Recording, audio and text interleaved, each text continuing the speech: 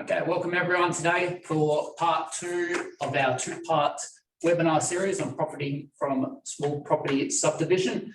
My name's Drew Flaw and I'm very pleased and excited to be joined by Anton Flynn today. I'd like to say hi to everyone, Anton.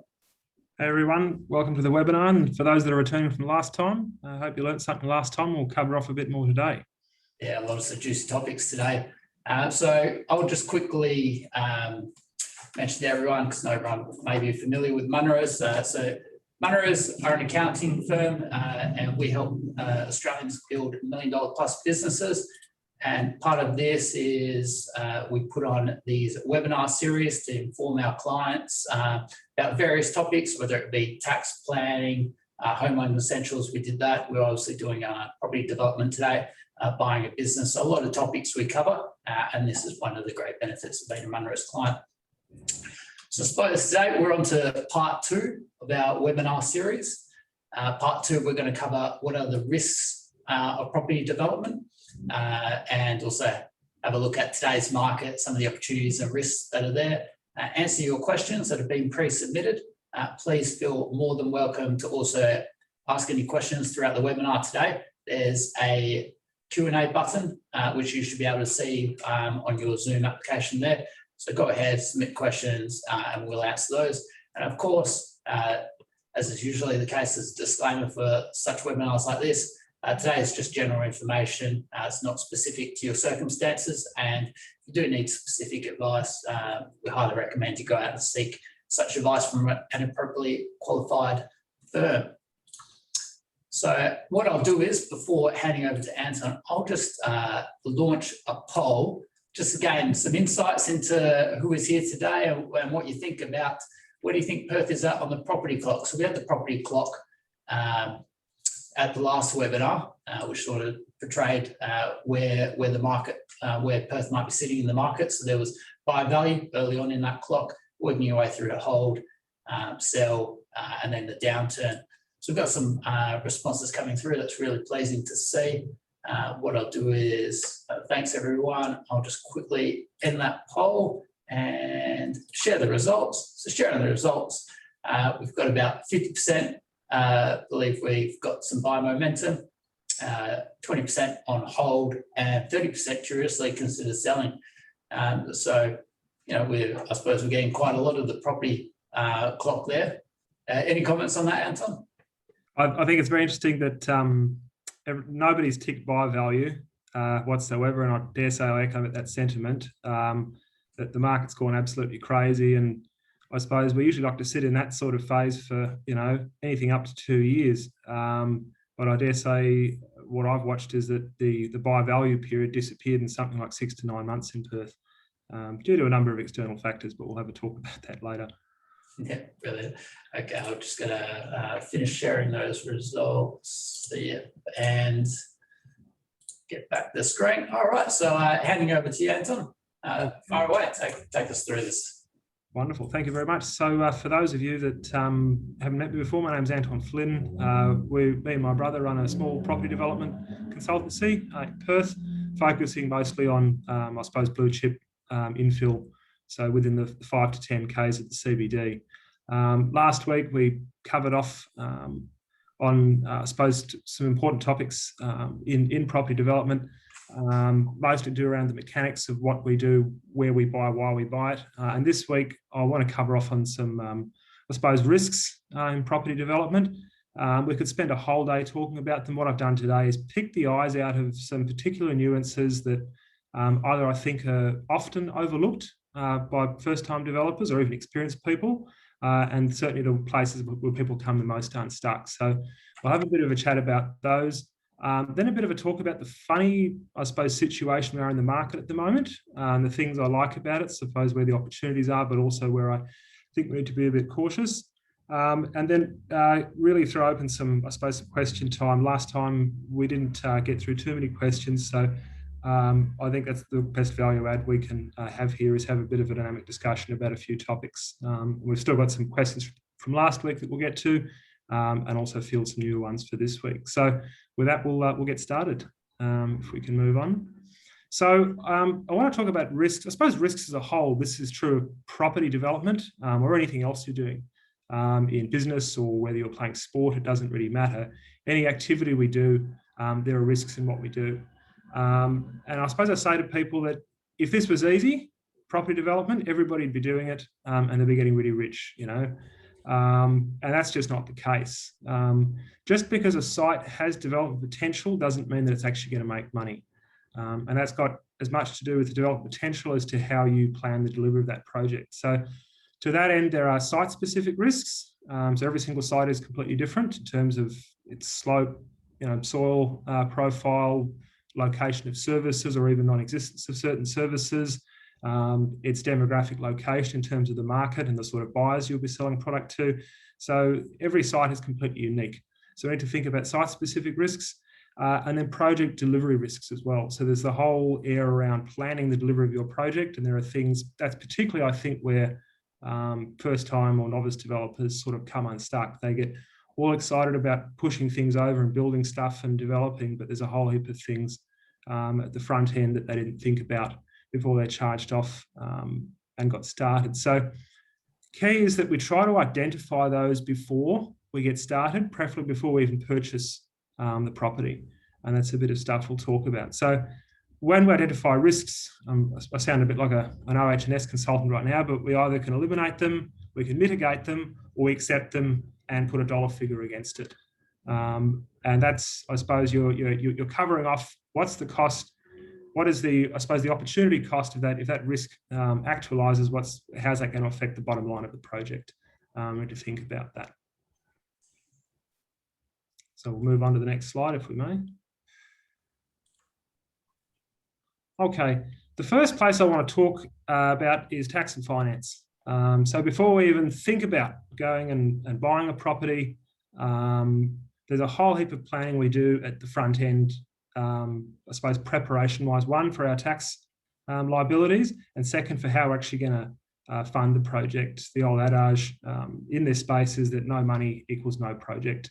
And to start that discussion, I talk about really the two types of activity or intent that you can have in this space, and that is that you're either conducting enterprise, so that is you're going to develop property to sell for a profit, that's the clear intent from the onset, or you're an investor, so you're building to rent and hang on to it for a period of time, get some capital uplift, some rental returns, some tax depreciation if you put together a schedule, play smart with that.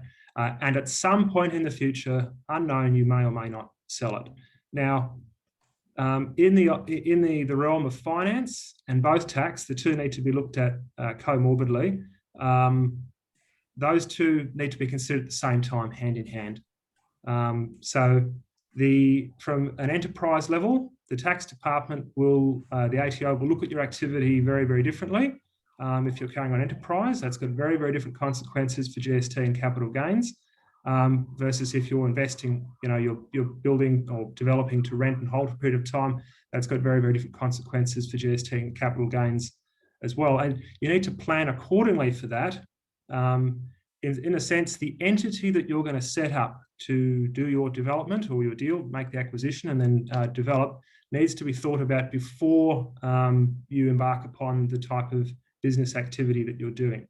Got a great example. We have a client we signed up last year, and she's doing a triplex site, purchased the property in her personal name. After a discussion about her intentions and what she wanted to do, it's determined that she's going to be doing a build to rent model, but there's far greater tax benefit, I suppose, in terms of setting up depreciation and using credits against other income sources if it were in fact not in her personal name, but in a trust structure. So she's actually paid stamp duty all over again, nearly $20,000 to transfer it from her personal name over into a trust. Now, the long-term tax benefits outweigh the cost, but if there's a bit of planning around that intent done prior, we could have saved 20 grand. So that's stuff we need to think about early on, because that's going to cost you money if you get it wrong. Likewise, the other side of the coin is then the type of intent that you have in your activity type, enterprise or investing, are looked at very, very differently by lending institutions. So if you think about banks, they are assessing from a credit risk perspective, how safe is our money. Now, obviously, from a bank's perspective, if you're doing something as a develop to hold, paying something off over a 30-year mortgage with secure tenants or your own servicing capacity, that's a far lower risk facility or debt product that they're putting to the market compared to development, where they're providing in the development sense for enterprise. If you're asking the bank for money to develop to sell, you're exposing the bank to a far higher risk type of activity. And there's different financial products, I suppose, accordingly, depending on what you want to do there. So that's something we need to think about very, very early on. What is the intent? How does that affect the lending products we can get? And also, what are the tax consequences therefore? I think there was a question shot last week. Do you consider GST and CGT in my feasibility studies?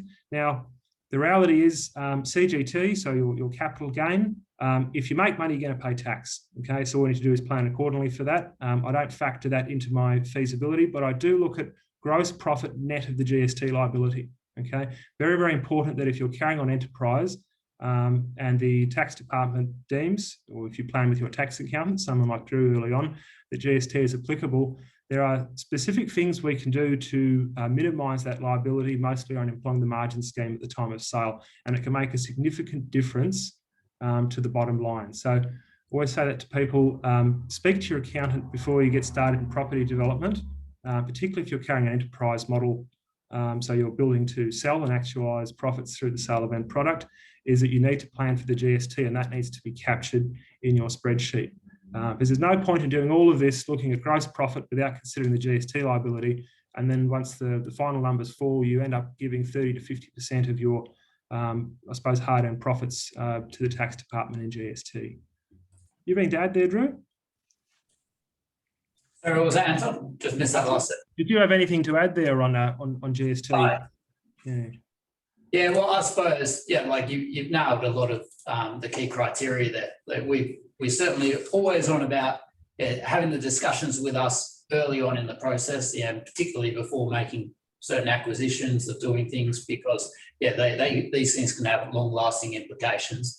And also just have a general, at the very least, appreciate what taxes are where and what obligations they're going to be, because we've had people come, they've said, I've basically got to the very end of the development. All of a sudden, they've got no idea about the GST, and you're telling them about that, and that's like all of a sudden you're going from profit to, like, you might even be now making a loss, and you're thinking you're feeling all good, and then you hear about this obligation, and then it's not such a great outcome. So at the very least, keep yourself informed, know what's there. There's quite very likely there's ongoing reporting throughout the whole development process through business activity statements. And let's make sure we've got the structure right, because I mean, you've already explained there a circumstance where someone's basically paid an extra 20 grand in costs, which could have otherwise been avoided if they just had the right conversation early on. So all about having that conversation early and appreciating the longer term implications of everything. Yeah, absolutely. I know that people, they jump into these things and it's all about squeezing the cost down as much as possible. Absolutely appreciate that.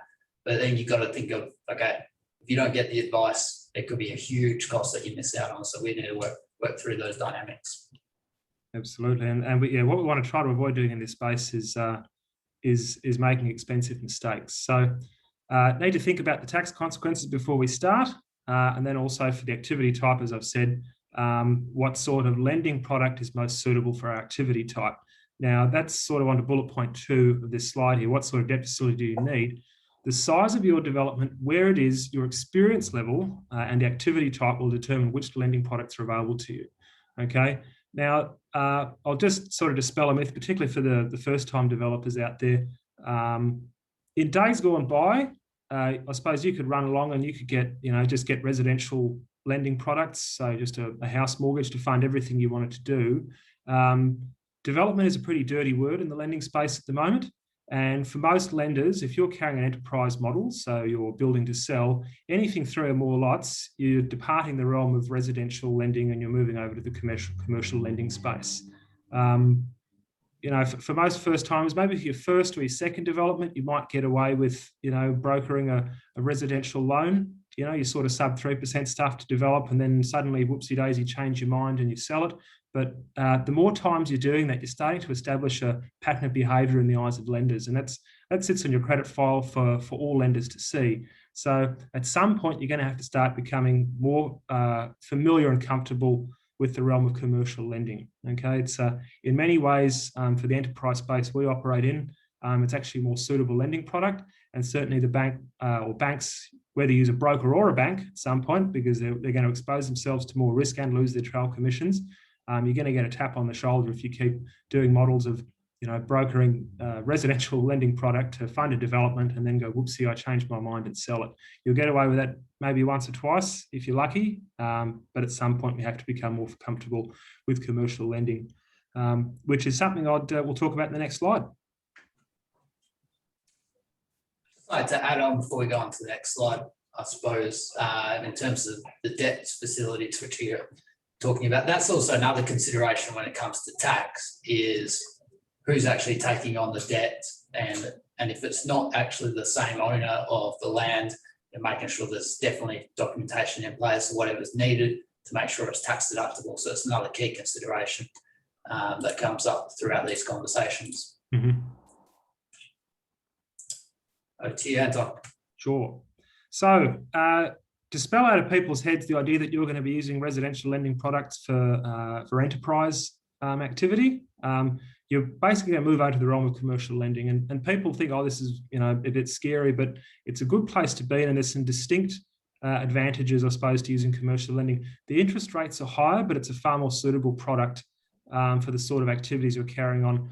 For example, commercial lending in that space, when your deals are assessed, the on-completion value of your product that you're producing, so let's say you're building 3 townhouses, is still being assessed. Most residential lending products will look at the initial land value, and the bank's assessed idea of what the contract values of the build, but they have very little regard, most of the lenders in the residential space, for the on-completion value. So it's important that we have the on-completion value justified, so our facility limit is actually assessed against that.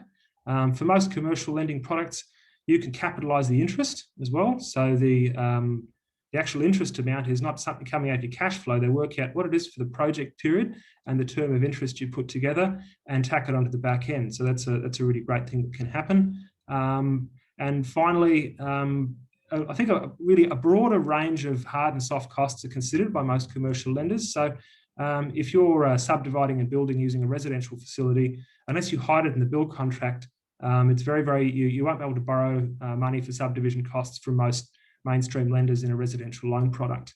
So you have to come up with the cash for subdivision yourself. And particularly if you have to subdivide first to get titles and the equity uplift, and then do the build based on the new titles, you're going to have to come up with that money for the subdivision yourself. Now, so commercial lending products are more suitable, I have to say, but there's a few key things I think that we have to consider here where there's risk that people don't seem to think about. The first thing is that when you are brokering or going for a commercial debt facility for an enterprise that you're undertaking, it's fixed term, okay? So if you broker an 18-month term on your facility in commercial finance, when 18 months is up, the lender wants their money, okay? So that's, I suppose, remarkably different to if you went down the road of brokering, a residential loan facility to do development being paid off in 30 years. There is no time horizon that would immediately impact risk of I suppose, of the debt being called in before the 30 years, okay? So if you have, I suppose you're doing a single story build, and that's going to take 6 to 9 months, and you want, 6 months of planning time, add those together. Let's say it's 12 months is what you've given yourself. I would add a contingency in there, 3 to 6 months of time on top of your facility term. Now that means a little bit of extra interest, and extra payments, perhaps line fees and undrawn capital, but it gives you some breathing room at the back end. If your project runs late, the last thing you want to be doing is turning around and negotiating with a lender for an extension. And if they don't provide it, you'll have to go off and seek expensive mezz finance. It's just a really terrible place to be in. So that's the first thing I'll raise in the commercial finance realm, is it's the more suitable product for you as you get into this, past your first sort of 2 little 3-lot subdivision. But be aware that it's fixed term and you need to put reasonable contingencies in there for yourself.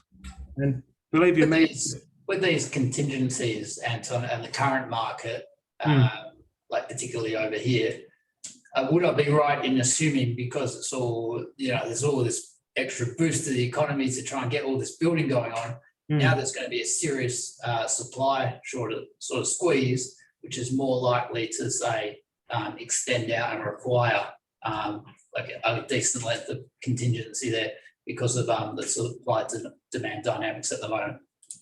Absolutely.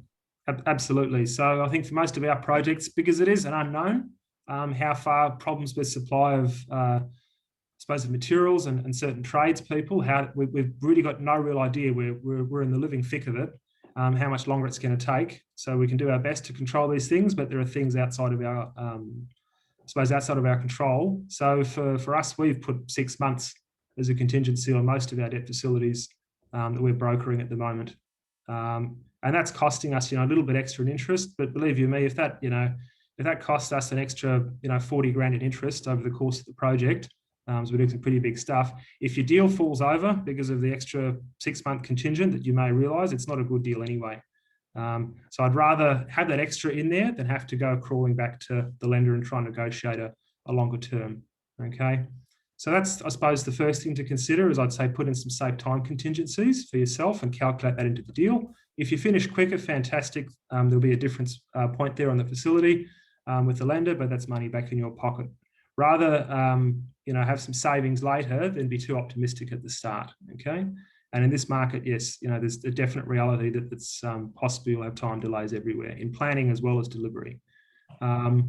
Pre-sales requirements. Now, a lot of commercial lenders will ask for, I suppose, they'll ask for pre-sales that equate typically to somewhere between 80 and 120% of the debt facility amount. So, if you're borrowing $1 million off them, you need to have pre-sales, genuine pre-sales commitments. So it's usually 10% deposit, no foreign investors, no related parties, under a pre-sales contract of sale that equate to at least $1 million worth of product. So that will be a condition of their I suppose, facility. And you need to make sure then in the time that you're adding to your project, well, you need, before you can even start building, you're going to need a couple of months to, get some pre-sales if you're going with a lender that requires pre-sales. Okay, so that's something to think about. There are lenders out there in the commercial space, some non-bank lenders that will assess your deal if they like it with no pre-sales, which is a fantastic thing, but the rates are just a bit higher. Okay, so that's something you need to think about. And, what is your backup plan if you can't get the pre-sales required? Okay, you always need to have contingency plans. All right. You'll have effective higher interest rates in the commercial lending space. I've seen the mainstream lenders start at, as low as 4%, but by the time you add bank fees and line fees and all the rest of it, typically I'd say something between 7 and 9% is the real effective interest rate from most commercial lenders in this space at the moment. The final thing to note is that one big shift in the commercial space in the last couple of years is that serviceability has become very important. So as much as you will, excuse me, just going to get a drink of water. As much as debt security is important to these lenders in terms of how much equity is in the initial purchase and how much cash you're putting in for construction, etc., they still want to see that if everything fell over tomorrow and you couldn't sell the end product and you couldn't rent it out, how is the debt going to be serviced? A good way to try and skirt around that is to have more equity in the deal than there is debt that requires coverage. So then that's de-risked a little bit from the bank's perspective. But certainly a big shift in this space is that you can't run away from this serviceability requirement anymore. It used to be the big, I suppose, ticket piece for residential lending products.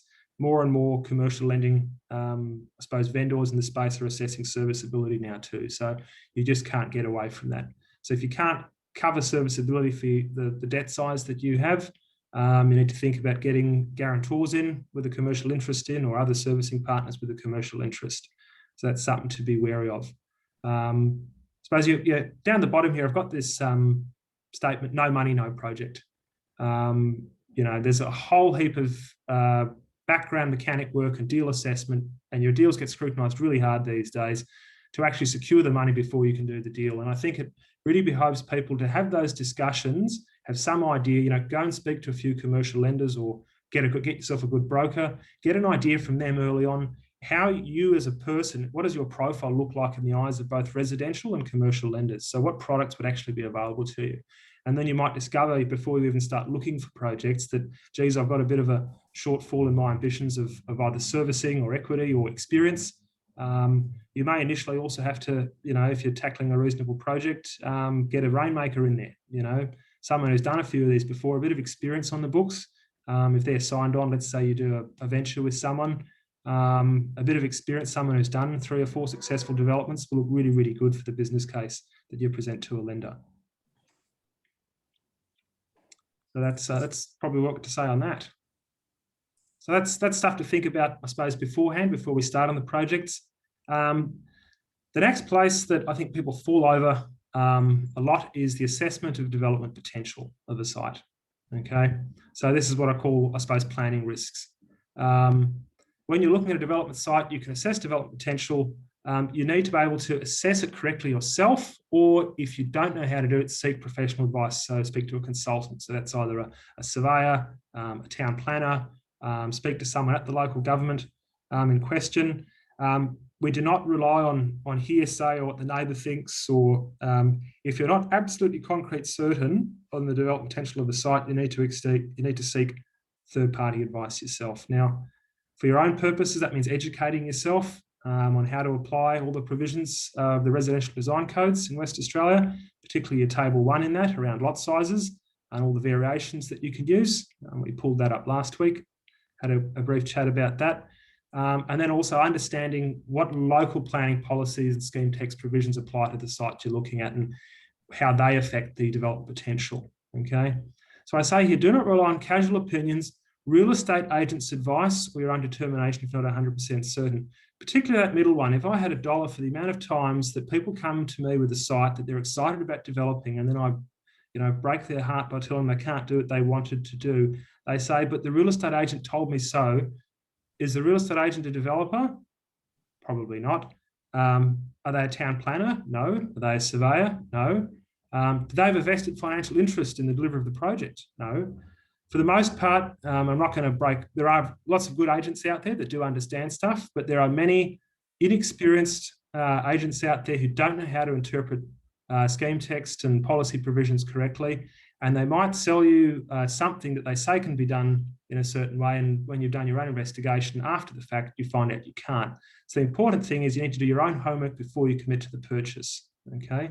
Don't just rely on the advice of, relying on the advice of a commission-based salesperson who's trying to sell you a bit of product, they'll tell you whatever you need to be told to get it over the line. You need to do your own due diligence, okay?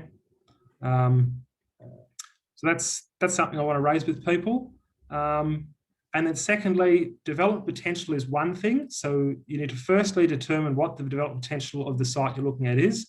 But secondly, before you commit to the purchase, what sort of return on investment you're going to get. So you need to do some feasibility modelling before you commit to the purchase.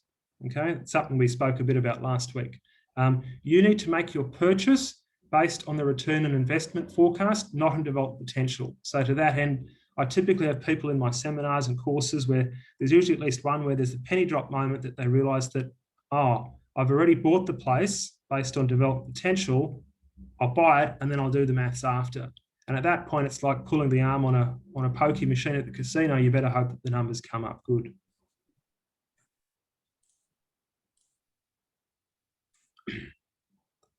Here's one of my favourite things that crops up in the planning world that I'll raise. And this is a great place for confusion from prospective purchasers and also from real estate agents. So when you're looking in a specific local government area, you'll see all the local government scheme maps, either on the Intramaps or the local government scheme map you get online when you're checking development potential. You'll see that sites can be dual coded. So they'll have, let's say, an R20/40 or an R20/50/100, something like that. And that changes local government to local government and locality to locality. You'll see that stuff's all over the place. Now, what that means is that the base code, so the first one, so in the case of the R20/40, it means that the R20 will always apply to that site with a normal application to the Planning Commission. The R40, which denotes practically a doubling in the density of the site, so you could achieve twice as many dwellings per lot size as a ratio, that is not automatic. Okay, the higher coding will only be granted if the developer can demonstrate compliance with additional criteria set out in the local government planning scheme text. Okay, so while it's possible to achieve, there will be a lot of if conditions that tell you how you can achieve that. So when a real estate agent takes a site and advertises an R20/40 site and says it's R40, it falls to you to make sure that, hang on, what's the extra criteria? Can I actually get the R40? Or if I can get it, what are the additional costs involved with getting that? So it's not automatic. You may require an additional DA or documentation to the local government in question, in addition to normal planning commission application, to demonstrate the additional criteria can be met. So if we jump to the next slide, I'll show people, this is a great example. So this is this dual coded area stuff. So this is from the city of Kalamunda. So for all the dual coded areas, here's the extra stuff, the extra fruit that we have to be able to address. So the granting of the higher code is not automatic. It is at the local government's discretion, and the impact of the added performance criteria on your design and cost need to be carefully considered. All right. So here in Kalamunda, it says, in considering subdivision applications for land within the dual coded areas depicted on the scheme map, the local government will recommend that the lower density be applied unless, and then we've got all these additional criteria here. Okay. The minimum area of the lot, the development site being not less than 1,000 square metres. Or we've got condition B, the parent lot has 2 or more frontages to a public road. So that means it's a corner lot. So we can see there's all these additional criteria here that you may have to fulfill. And it behoves you, when you are looking for sites in certain local government areas and they're dual coded, is to familiarise yourself with what these conditions are. Okay, this will be different in Joondalup to Kalamunda to Bayswater. An important note, I look at these at A to G here, you can write this down. Something that lots of people get really flustered by. They see this and go, oh my goodness, there's 7 or 8 conditions I have to fulfill, it's too hard.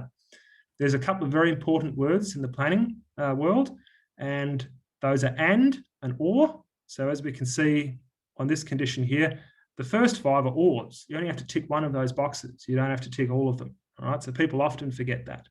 And that'll be missed in all the pub talk and the hearsay. I know that in this part of Kalamunda where this applies, everybody down at the local pub goes, oh, I can't go to the high coding because my lot's less than 1,000 square metres.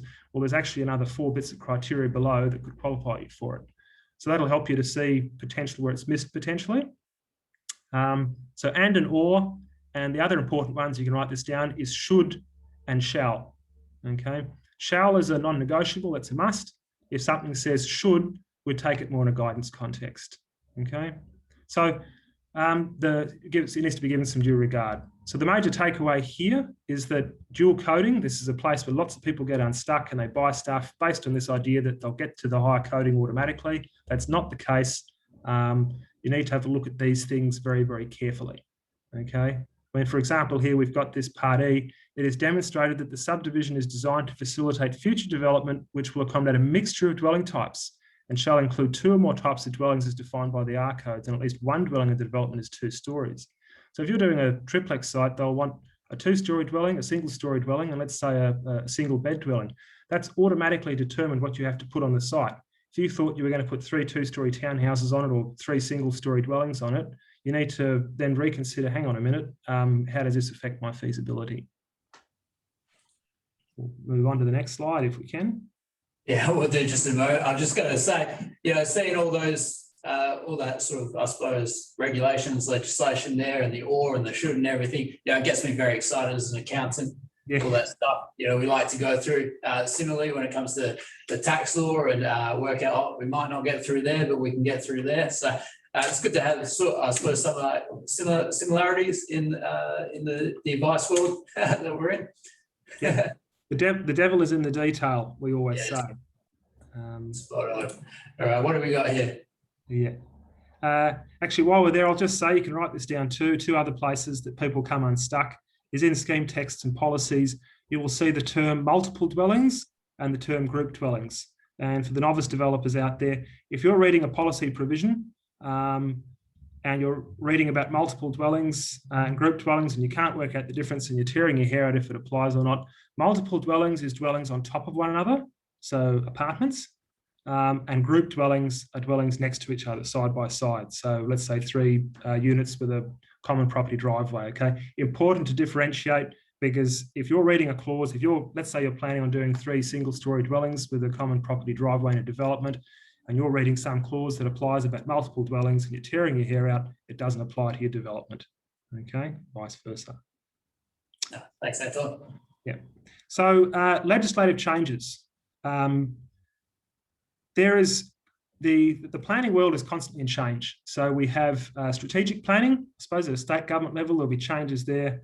And that moves down to the realm of statutory planning. So there's strategic planning and statutory planning, they're separate disciplines and one guides the other. So importantly, within a local government, they have got infill targets, okay? So the Commission tells them you need to provide X many new dwellings in this time frame and how you're going to do that. And they do that by increasing density around the place.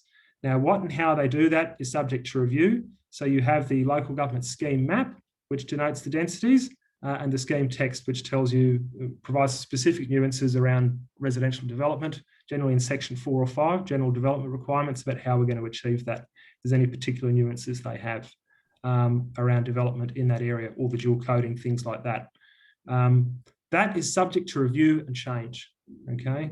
So typically every 10 years or so, that scheme text and scheme map will be updated. They'll assess where they're at with their infill and change legislation and density accordingly. There'll be community consultation and all that, but just be mindful that those things change. It's not a static environment. Likewise, provisions in a scheme text, even when it's live, can be amended.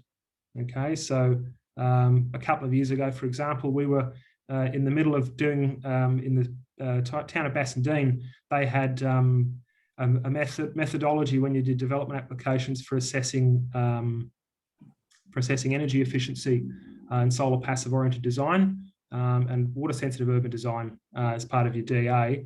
They had one pathway. Halfway through doing it, they had an extraordinary meeting of council, and they really liked there was an approach being taken by Fremantle and the city of Kalamunda, a different sort of performance, sort of a deemed approach, deemed to comply approach with the different performance criteria, and they adopted that as well. So all of a sudden, there were 2 different avenues that you could use to assess compliance.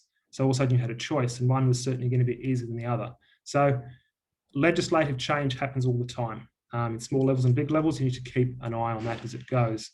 So we need to look out for the risks those sorts of things present, so that might pose problems for you if they change policy or scheme text provisions, but also look out for opportunities when they make those changes. So in that instance, we amended how we submitted our energy efficiency and water sensitive urban design assessment application with the city, because under the second deemed route, it was going to be far easier for us to get compliance.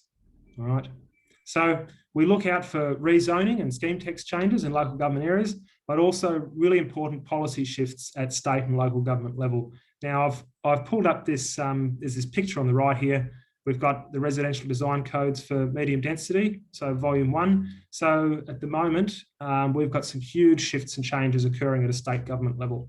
And this will present some huge opportunities, but threats. It'll change the way that we develop.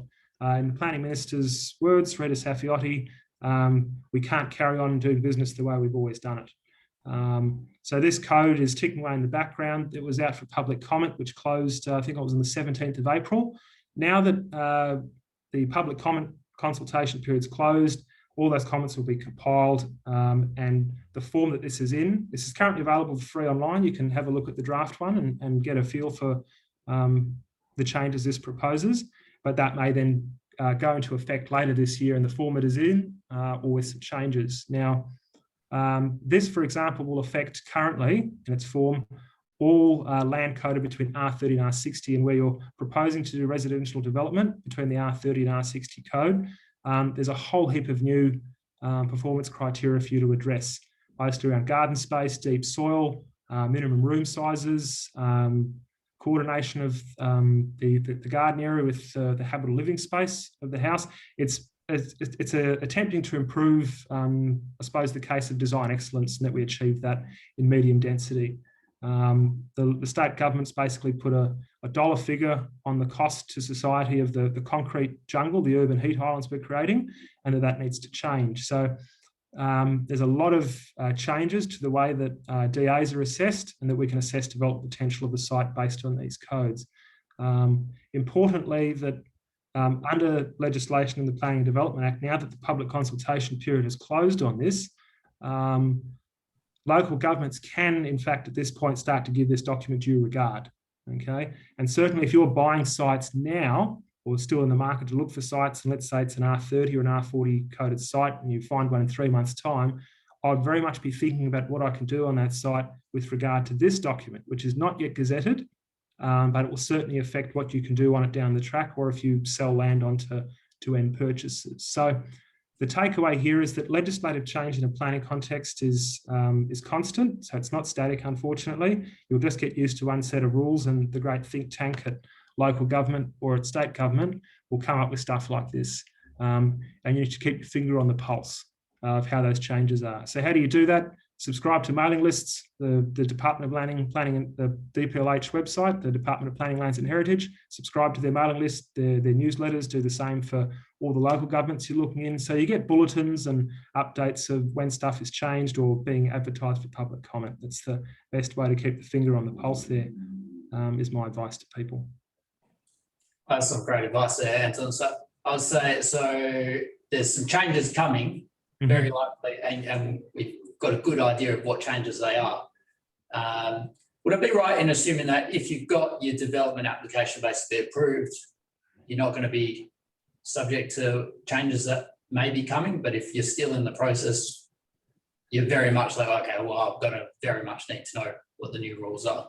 Yeah, look, if you've got got backdated legislation or grandfathering particular things which have been in place, what's the most common sort of approach that happens? That's one of the hardest things to answer on this, because currently there is no clear grandfathering strategy. And if we take that verbatim, well, this can be given due regard almost immediately. So that's not clear yet how this is going to be grandfathered.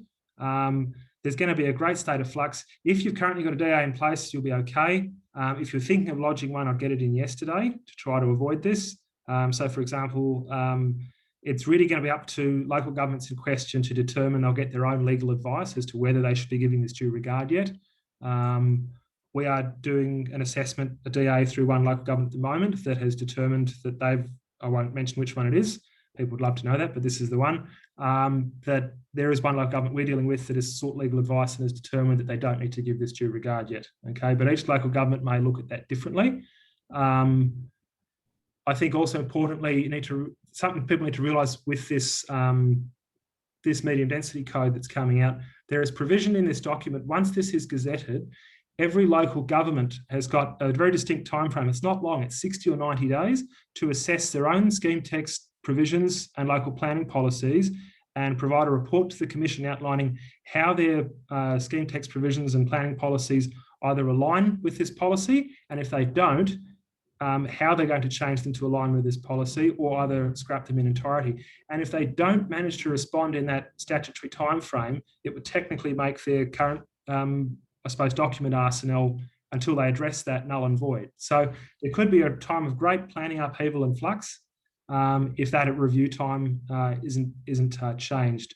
I certainly know from my discussions with some planners at local government, particularly large councils like City of Stirling, they've got hundreds of policies, and it would take 6 months or more to review all of them with the current workload of live DAs and development activity, and provide that report back to the Planning Commission. So I suppose we'll have to wait and see what comes out of the public comment to see what sort of changes are going to come to this from both a delivery perspective and also the statute within the document, which things were well received, which things weren't, and what's actually going to be legislated. So I suppose you're taking a lot of risk at the moment ignoring this document, but even if you are giving it due regard, there's no guarantee that what's published online at the moment is going to be the final format of it. So yeah, I think it's something you need to really keep an eye on it. Okay, so that's planning. Something to keep an eye on there. So change is always constant. One of the other places where I think people get stuck a lot is the dirt, so soil in the ground. When you are developing land, the site you purchase must be able to accommodate its intended development. So for most of us doing this infill space, that's residential housing. And to that effect, I suppose the soil classification of the site, if those are problematic, you will have to remediate the site so it can accommodate some intended development. So the responsibility will fall on you, the developer. And I find there's a lot of, particularly novice first-time developers, they'll run around and find large, cheap and affordable sites, development sites, I suppose in the foothills periphery around Perth. So we're sort of going, Midland, through to, sort of Forestfield, Maida Vale, down Queen's Park, Beckenham, all those sorts of places.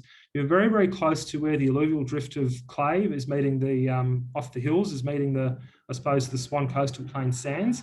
And in those areas, they're very high risk that you'll have a lot of clay on the site. Net result for you is that the bearing capacity of the soil is very poor, as is the drainage capacity. And there's usually a fairly hefty earthworks tag attached to remediating those sites. So buyer beware. I'd say to people that if you are developing in known problematic soil areas, which is mostly through City of Gosnells, City of Canning, some bits of City of Belmont, City of Kalamunda, the foothills, and City of Swan, is that your geotechnical soil investigation has to be a really important part of your due diligence before you commit to purchasing the site. Okay. So to that end, the classification of the site is where it begins, and that'll have an impact on the site works costs. Okay, you need to determine what that is and how difficult that's going to be early on. Okay, if we jump to the next slide, so I'll just show people this is a standard condition that you'll always get back in your subdivision approvals. So if you lodge a Form 1A with the Planning Commission, you'll get back what's called a decision letter, which is a conditional approval, and there will almost always be this standard form of condition in there imposed by the local government, and that's the land is to be filled, stabilised, drained and or graded as required to ensure that A, lots can accommodate their intended development. So basically if the soil's rubbish, it's up to you to remediate that, bring up the profile of the soil to good sand and compaction, finished ground levels at the boundaries of the lots the subject of this approval, match or otherwise coordinate with the existing and or proposed finished ground levels of the land abutting. With clay sites, not only we have to remove fill typically and get rid of it, that's bad clay fill, and bring in good sand fill, so it doesn't turn into basically a bathtub full of sand. You'll typically have to build up the site as well, a specified height above, let's say, a floodplain or the AHD. The engineer will specify that, but obviously if you build up the site, that will also impact retaining with the neighbouring properties around you. And then finally, stormwater is contained on site or appropriately treated and connected to the local drainage system. If you have, let's say, a common property driveway and it's all sand, soak wells are a fantastically appropriate drainage solution to put in the common property driveway. If it's all clay beneath the ground, all you'll do if you put those in is create big mosquito breeding vats. And the most suitable solution for disposal of stormwater is connection to the council drainage system. Now, as we've had happen to clients in the past, if you go and buy a site, and that's the case, you're on a clay site, and you need to connect to the council drainage system, but the council drainage system is 65 metres away on the next block up the road. Guess whose responsibility that falls to connect, to extend the council drainage main over to where your lot is? The cost falls on you. And that's certainly a specific cost that that developer would have been better off realising, novice developer, learning before they purchased the site. Okay, so the takeaway is if you're in known problematic soil areas in the places I said earlier, foothills, so Kalamunda, that's Maida Vale, High Wycombe, and all your East Canningtons, Queen's Parks, anywhere in the City of Gosnells and a lot in the City of Swan, I'd certainly make source and prelim geotech as part of your diligence on the site. And I suppose to round out, I've mentioned a few things now about these risks, and we need to identify what they are and cost them appropriately before we commit to the purchase or to the development. That comes back to our objectives, and that is to make money. And so I spoke about this due diligence earlier, and that's due diligence is doing feasibility studies. So your objective is to make money, and you need to consider the opportunity cost of committing to a development given the level of risk involved in it. Okay, so the higher the risk, the higher return I want to see. in the project. And if I can't get that return, the opportunity cost of my money, if I commit to a project with a low return, but I could find a safer return or if I like a higher risk return elsewhere, where am I putting my money? Okay, so I think I mentioned last week that we are building a business case for every development that we're doing. Okay, it's not a get-rich-quick scheme, and we need to be very diligent, methodical, and sensible, so efficient in how we do it. Okay, so it's not a get-rich-quick scheme. So we need to work out if there is a feasible design solution with a healthy indicative return on investment before we commit to a development. Okay, so if that means you already own a site, you've inherited it or whatever, that's fine. We don't just charge off and get started with the development. We need to model, there might be 3, 4, or 5 different scenarios for the site. We need to model all of them and see which, if any of them, is actually going to return $1 for you. Likewise, it's the same efficient process we want to be doing before we purchase the site. Okay, jump onto the next slide if we can, Drew. So that means feasibility studies, and that means looking if there's a healthy indicative return on investment before we commit. Now, target return on investment or return on cost for me is 15 to 20% as a minimum. If you're doing a little 2-lot retain and subdivide mum and dad stuff, 12 to 15% is pretty good, but it's quite a low risk sort of activity. Once we're doing 3 or more units, you can really start to get up to that 20%, understanding that it takes the same amount of time to do a 2-lot subdivision and build as a 3-lot. The difference is at the end, there's that third bit of product to sell. Okay. If they're particularly high risk sites though, a lot of slope, problematic clay in the soil, that sort of stuff, there's only so far you can cost that in the DD phase. That sort of stuff, I want to be seeing the 25, 30%. Understanding that this is a forecast return on investment, and all it's doing is saying there's enough margin here, forecast, that warrants me taking the risk on doing this deal. Okay, so you'd hope you got your numbers pretty good. If it started at 20 and finished up at 17.5 because you made a few blunders in your DD, or the cost here went up, or you sold it for a bit less, you'd still be pretty happy. If you're starting at sort of 10, 11, 12% mark, particularly for a larger development, and then you have a few cost blowouts and things take longer and you get lower sales results, by the time you finish that and you're putting 6, 7% away in the bank, you might as well just put your money into something safe, a commercial property venture or something like that. So there needs to be a high enough return on investment that it's worth taking the risk. Okay. Understand that when you do this, don't be disheartened, don't get emotional. There may be one, multiple, or quite often no feasible design solutions for the site in question in the current market environment. And we're seeing that a lot at the moment, which is something we'll talk about a bit later. I think I saw a question came through about that. And finally, understand the feasibility studies you do, they affect a go, no-go decision. Okay, they're not a crystal ball. The ultimate feasibility is, so that's your forecast of where it's going to be. By the time you finish the development and sold everything, that's the real numbers. Okay, so the final numbers may differ. Okay, just be aware of that. Okay, something I just want to have a chat about is that something came through last week. There was a question there about how we help people doing projects. So for me, our service offering centres around the way that I think people should get into property development. So we have this, what I call the EPIC project process. So EPIC is an acronym. So we begin with education, then we've got to do some preparation before we launch into a project, which is mostly around tax planning, looking at your budget, your servicing capacity, what sort of financial products are available to you. And if you don't have good enough servicing or cash, do we partner you with somebody else into a small syndicate or a venture? Do all that preparation activity first. So we've got a good idea based on your activity intention. So you're going to do enterprise or investing. We can then put together the right sort of budget and acquisition strategy for you. We could spend a bit of time on that in that preparation phase. Okay. Only once we've done that, then you can go into investigation, which is then starting to look for projects with people. Okay, so we use buyers agents, so my network of real estate agents, they flick us stuff from time to time. The important thing is we've done preparation activity earlier, so we've got our tax planning and vehicle ready, and we've got an idea of our financial capacity in terms of pre-approvals, such as that when sites do avail themselves, which is particularly important at the moment as the market's so hot, all we're doing is some DD on the site before we're making an offer or making an offer subject to DD. We don't then, in the middle of all of that, still need to be setting up a vehicle for the offer, sorting out your finance. That stuff you can have organised earlier fairly well. You can have that's pretty much ready to pull the trigger. Good sites at the moment are going in under a week. So whatever preparation activity you can do before that is important to get done. So distinct stage of preparation, distinct stage of site sourcing and investigation, and then construction, which is delivery.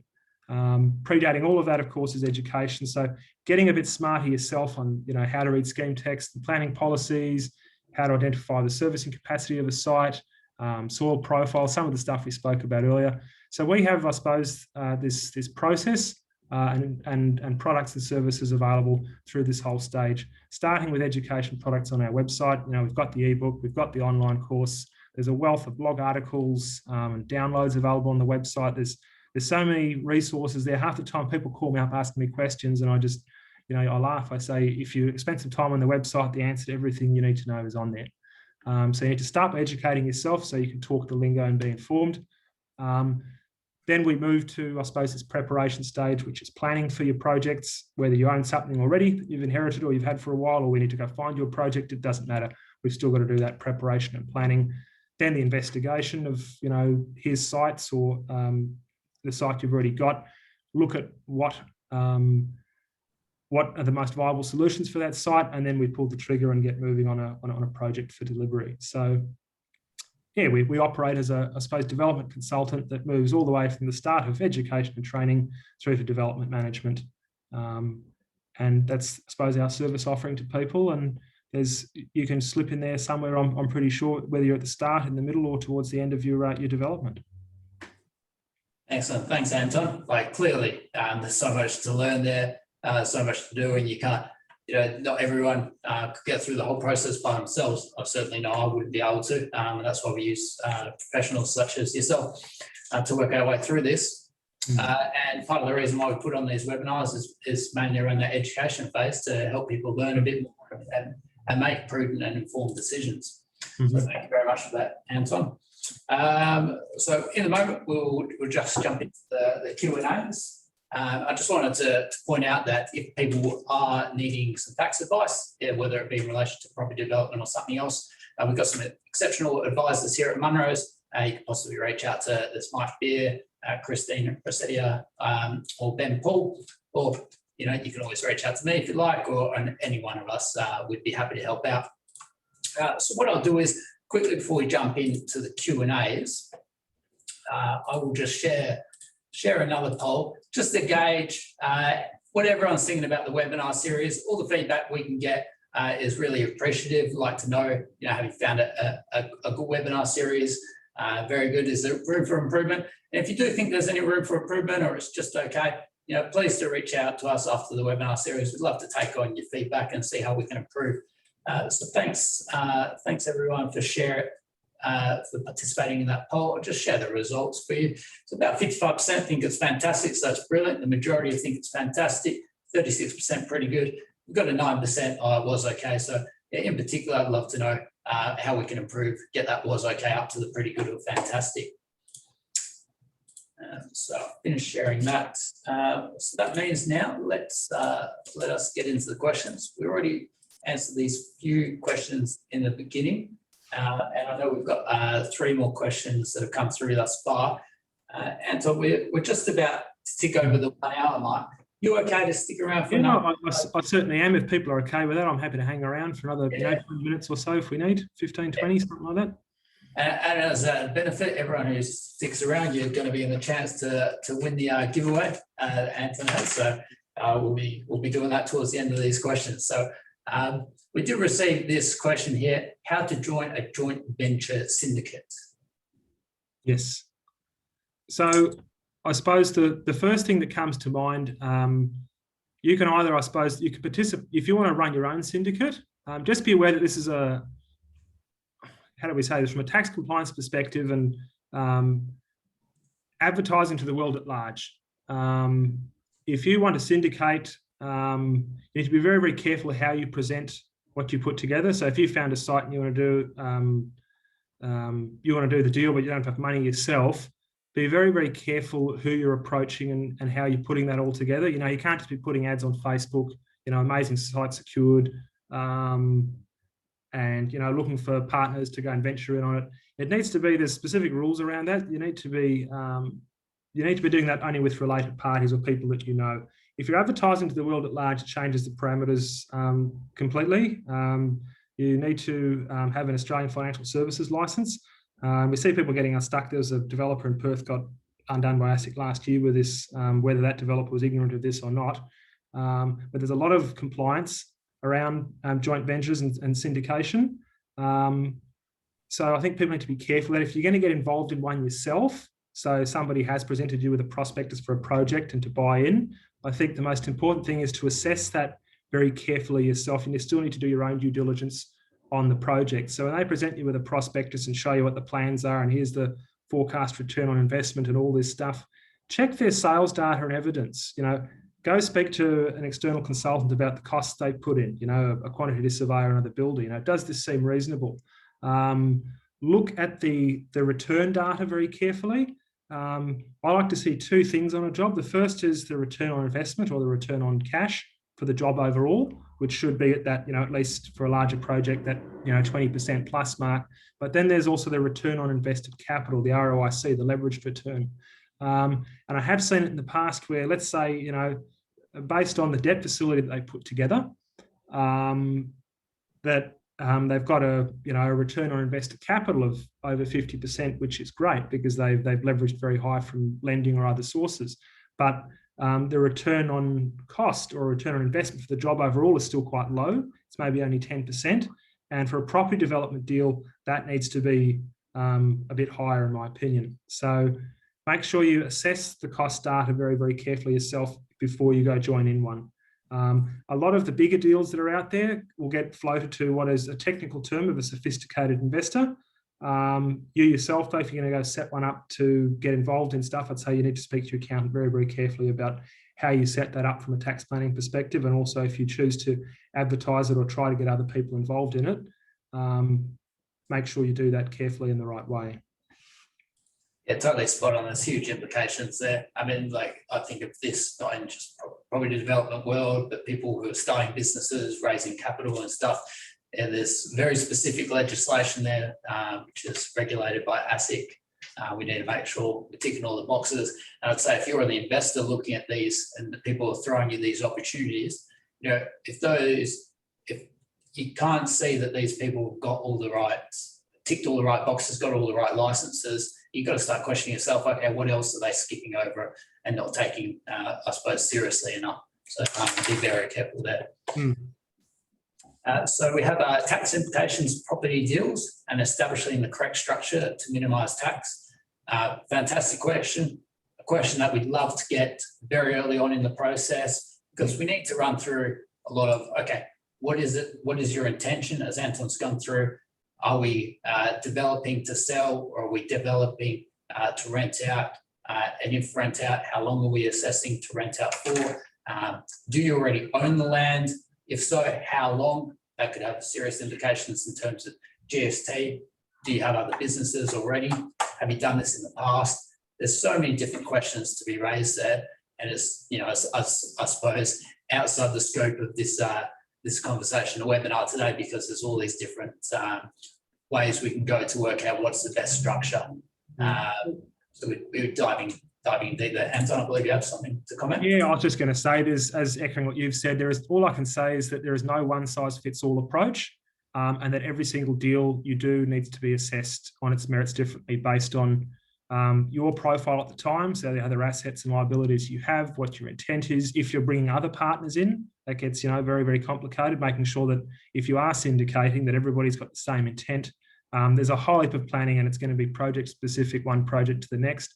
The only thing I'd say to people you need to be very, very careful of, particularly if you're doing an enterprise model, is speak to your accountant about whether we're going to set up one vehicle for all your projects, or whether you're going to be setting up separate vehicles for every single project. You need to weigh up the pros and cons of tax crediting and risk, I suppose, project to project. That's down to your personal circumstances. So yeah, no one size fits all. Yeah, great comment there. And just for anyone who's not quite sure, what you mean by vehicle is basically the structure. So we could have a company, we could have a unit trust, discretionary trust, sole trade, joint venture, all these different vehicles. And it's definitely, it's not uncommon to have many different trusts at some point, yeah, throughout your businesses and developments and investing there. So our next one is, how are the new art codes being spoken about going to affect developments? I believe we did touch upon this quite a bit. Do you have any further comments there? Yeah, all I was just going to say to people is that it's going to change that medium density space a lot. What the final form is, we don't know. What I will say to people is, if you have a look at those codes, like I know there's a few bits that might get chopped and changed. For example, in that code, there's these 3 categories of site classification. So category 1, category 2, category 3 that give bonus density. The local governments as a whole, generally in the consultation period, absolutely hate them. And I don't know if they'll make it through into this round of the Gazettal, but that's just an opinion based on some hearsay that I've had going around. What I would caution people to be considerate of is that if you have a look at the second part of that code, where it kicks off, it starts to talk about the garden space, the size and dimensions of the garden, deep soil zone, all that sort of stuff. Your dwellings are essentially going to be orientated around that garden space. And particularly on small lots in this sub 300 square metre space, you will find that by the time you tick all those boxes and solar passive orientation and having your outdoor living area north facing and all this sort of stuff, on these small lots, it may prove very, very difficult to achieve a compliant single-storey dwelling that has got high functionality. It's basically going to push you towards 2-storey builds. Now, when you're developing in North Perth or Mount Hawthorn or Como, that's not a problem. You'll get your money back on that. But if you're developing on a 300 square metre block in East Cannington or maybe up in Warwick, you need to look at the economic realities of if I can't get small villas on this site like I used to, and it has to go to 2-storey, do I actually get my money back? And I'd be interested to see how that out of the wash affects land values going forward, based on how that gets the final Gazettal. So that's the one thing I'd say to people: get your head around it, because I think that garden space is staying. The whole garden and how you orientate your building. And just think, you need to speak to your designer about, or your designers about, how that's going to impact siting and what we can actually fit on these small lots. Currently we could, at R40 on a little 750 square metre site, you can get your 3 little villas on there with a common property driveway. That may prove a lot more difficult in the second half of the year when this stuff comes into effect. So our next question is, with both the cost of sites and the end valuations increasing in this hot market, do you find more or less visos are stacking up than 1 year ago? So we'll have a bit of a chat about this. I suppose one of the key things in this presentation was the future, and we spoke a bit about this new medium density code. The other part is the market position we're in at the moment, and I know this question came through, so I sort of kept this discussion for this point. At the moment, I think we're yet to see overall in all suburbs if the escalation in build price is going to be overtaken by the increase in valuation. We're currently in this phase of real FOMO and people paying silly prices. How long and at what rate that will sustain is yet to be seen. One of the inherently hard things in feasibility studies at the moment is we're having to factor in real increases in cost data, but obviously the sales data, because product hasn't fallen offline there for a minute. You're all good. Oh, I think Anton will have to work his way back momentarily. So what I'll do is, just while we're waiting on Anton to come back, I'll check the questions here, see if there's anything that I can add value to. Oh, brilliant. Well, we can hear you, Anton. Can't exactly see you, but we can hear you. Don't know what's happened to the video. It says I'm playing, apparently. There we go. It's come back. Okay, so sorry about that. Computer had a spasm. So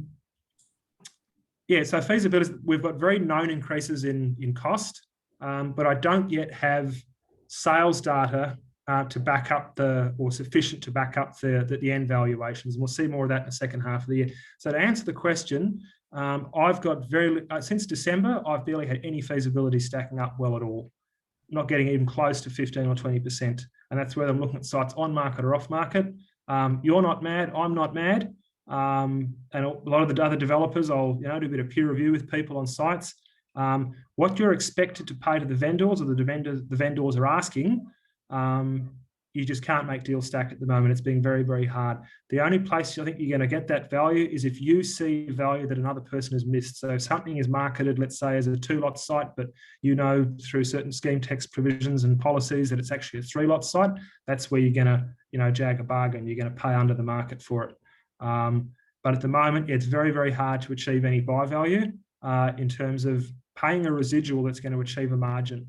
Remembering that if you decide to go, look, at the moment, it looks pretty break even based on the sales data I've got.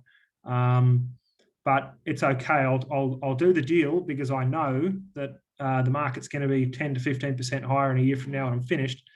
That means you're taking on the risk. You're sticking up your hand to say that. And that's got 2 problems. One, you've got no guarantee that the market will be higher later. And 2, when you present your deal, I suppose, as a business case to either other investors or to a lending institution, they'll ask you to verify your, where do your end valuations come from? And sitting down across the desk from a credit manager saying, well, look, here's current sales data, but because of where the market's moving, it's all going to be worth 10 to 15% higher next year. That's the close of the file, a little laugh from the credit manager, slides back across the desk and see you later.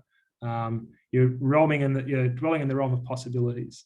So not finding it's easy to get FISOs to stack up. Question 2, profit. So yeah, in a little 2-lot retain and subdivide, 12 to 15% is okay. Once we're getting up to that 3 or more, like to be seeing 15 to 20% plus. So good comments there. So it seems to be that we need a lot of patience at the moment to make sure and not FOMO in. And the comment about someone saying, I know it's going to be this in the future, always does make me a little bit concerned when people are, I know, and it's like spoken about in terms of the certainty, because the simple fact is none of us know. Even like the top range expert, they don't know. And we know certain what's going to happen. I mean, we could all be saying certain things, but we didn't know COVID was going to happen. So it's exactly the same. No one can know for sure. Yes. So we've got how development sites can provide profit for first home buyers. Not quite sure what's meant by that question. I suppose you can look at it in 2 ways. If you're developing sites to provide land for first home buyers, that's looking at that as a target market segment. So if you're a developer, let's say you go and buy in a first home buyer area. So you go and buy a big site down in Queen's Park, let's say, and subdivide 4 lots and sell it to first home buyers as your target end market. I would be wary of that market segment for the next little bit, courtesy of the grants. The grants are gone now. You can't qualify for any more. And I feel like we brought forward 2-3 years worth of demand in that space. So just be careful charging into that space at the moment. I think is just, have a bit of caution in that. Development sites provide profit for first home buyers. Well, if you're building your first home, that's, I suppose, you're still doing a development, a single house on a block of land. It's only going to provide profit for you in terms of capital uplift. The other thing you can do, I suppose, is you can rent it out, or you can get inventive with rent models. So we see a lot of share housing, Airbnb, HMOs. There's a bloke called Neil Gibb. You can go check out his website, the HMO Property Co. He does a lot of very inventive stuff in terms of professionally run share accommodation. It's called a HMO. There's a whole lot of compliance around that, but that's a really great way to get your rental yield up in property. And then there was, I think this was actually a follow-up to that question we were just answering. Before making any offers for a property with the potential for development, with what expert should we consult to prevent any loss? I mean, I think it's pretty clear as day. We talked to you, Anton, about developments and the feasibilities and stuff. And but let's hear your comments on this question. Look, initially, what I'll say is that you need to get to a point of your own expertise and knowledge that you can look at a site before making an offer without needing to speak to anyone. You should be able to identify that, it's, this is in a bad soil area, or the slope's going to affect this, or I can lodge my dial before you dig maps, and I can see where the sewer location is and how that affects the development, all these sorts of things. You need to be able to do your own stuff. If you don't know all of it, yes, you can use a consulting professional like myself, or you speak to a builder, a surveyor, whoever it is. It's really important though that you get that skill set yourself, and that's education and training. So before you get serious about getting into this, I would actually, and I counsel a lot of my students to do this, do your learning, buy books, do online courses, and get a feasibility spreadsheet and start dressing down a few sites. Find something that's on the market that's got development potential, do a spreadsheet, and then go and run it by an expert. So I've, like myself, so I have students, they'll go and do that. They'll go and do 3 or 4 feasibilities, and they pay and they sit down with me for a couple of hours and go, how did I go? And we have a look at it, see where they, missed a few costs here, too high there, too low there, their end valuations are out, whatever it is.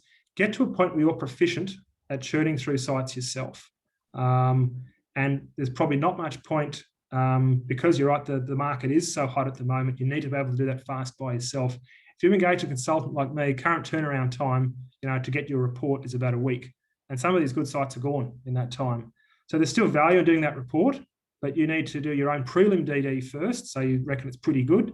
Get in the offer subject to DD, and that's when you then engage a consultant to do the survey, get the next report, do the geotech, whatever it is. But on an initial front, you need to be able to churn that yourself. And if you don't have the skill sets to do that, I advise you to spend the time to cultivate those skill sets before you get moving. It's like being a learner driver. It takes you a few months before you move onto your P plates and you're out there and you're off and racing. You don't just buy a car, jump into it. You've got all the equipment to drive. You've got a brain and 2 hands and eyes and all that sort of stuff, but you've still got to learn how to, get those skills happening. So that's what I'd advise people. There's a lot of FOMO going on, properties running, and need to get into this. Business in a rush is never a good thing to do. And at the moment, I think I said in one of the previous questions, very, very hard to achieve buy value. Develop potential, courtesy of these new medium density regs, is going to be turned on its head soon. There'll be a lot of turmoil the second half of the year based on how you assess site potential. And that's the time, I think, the second half of this year is when you'll be able to start going out and picking up some real opportunities. I wouldn't get too worried about trying to pick stuff up in the next couple of months. Excellent, thanks, Anton. So what we'll do is, I think we'll do the giveaway, and we'll officially wrap up the webinar, and then we have a few more moments. We can answer a couple more questions that have come through. Sure. Okay. So I'm just pulling up. I've got a few bits had here. I've got Harvey. I think I wrote that right. Harvey. Is Harvey in WA? Oh, brilliant. Is Harvey in WA? Someone's chucked up their hand. Yeah, we've got Harvey. So, congratulations, Harvey. Yep, congratulations, Harvey. So 22nd of May, we've got a full day Saturday workshop, practical skills day course, planning and designing successful developments. There are, on top of Harvey, there'll be 2 other spots left. So you can find that on our website. So it's $400, full day. We'll go through assessing development potential, planning policies, scheme text provisions, looking at servicing, soil profile, all those sorts of things. Give you a feasibility template, work you through how to use that. So really the nuts and bolts of the deals at the front end, how to assess development potential, and what sort of, I suppose, constraints and risks we need to look at the site and how to assess them properly. Wonderful. Congrats, Harvey. Yeah, I'll get your email off Drew later. I'm sure we'll get that off the registration, and I'll send you the details. Yeah, we will do. So, of course, we've been recording today, so check your inbox for the recording, which will come out later today or tomorrow. Feel welcome to share that with family, friends, colleagues, whoever you think can benefit from today's discussion. Once again, the webinar was put on by Munro today. We're an accounting firm. We'd be happy to help you with any accounting needs you have. Once again, we've got Mike, Christine, or Ben, who can you reach out to for tax advice. Next up, we have proactive tax planning as our next webinar, which will be very shortly after the federal budget comes out next month. It should come out. So with that, thanks very much, Anton, for sticking around and doing the webinar series. Any final words before we officially wrap up? No, that's it, I suppose. I know there was some other questions, we didn't get through all of them, but maybe I'll get you to, if you can just get a printout of any remaining questions or a screenshot, and then I might address those for people that have sent them through. Yeah, not a problem. Excellent. Well, thanks very much for hanging around. Thanks for the feedback. We do hope you got a lot of good knowledge out of this and can make some prudent, informed decisions. So all the best, and thank you very much. See you guys.